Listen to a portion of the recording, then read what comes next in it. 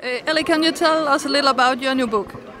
Well, it's about a forensic archaeologist called Dr. Ruth Galloway, and she's called in by the police when bones are found near her house, and she lives on this marshland in Norfolk, so it's a bit like Jutland really. It's sort of flat marshland, and there are bones found there, but the bones turned out to be very old. They turned out to be 2,000 years old, but Ruth is drawn into an investigation into the case of a missing child and into a, shall we say, complicated relationship with the policeman, DCI Harry Nelson. Yeah.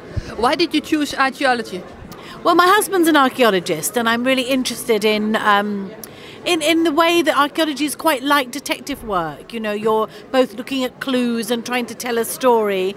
And also I chose it because of the setting, because my husband said to me that marshland, because it's neither land nor sea, that prehistoric people thought it was a kind of bridge to the afterlife, neither land nor sea, neither life nor death. So that gave me the idea for Girl Under the Earth. Yeah. Your main character, she is a kind of funny character. How did you come up with her? Well, in a way, she did just appear. I was on the marshes and she seemed to walk out of the mist towards me. But I did also want to write about somebody who was like kind of ordinary, I suppose. You know, she's not very glamorous. She's very good at her job. She's very clever.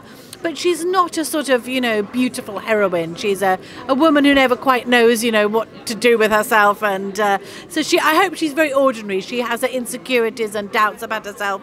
She's very, as I say, very professional in her job. But in her private life, perhaps she's a bit more insecure. So I wanted to write about someone I hope people would relate to. She likes being on her own with her cats. Yeah. And what's wrong with that? Yeah. Can you tell us about your new book?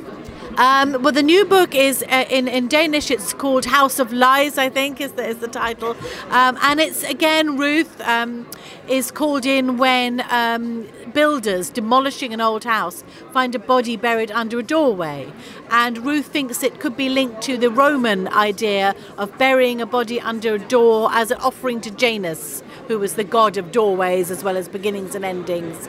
And that leads Ruth and Nelson into an investigation into the previous owners of the house. So it's another archaeological era for Ruth, but again, more complications in her relationship with Nelson, which if you've read the first one, you'll know it's even more complicated. Okay.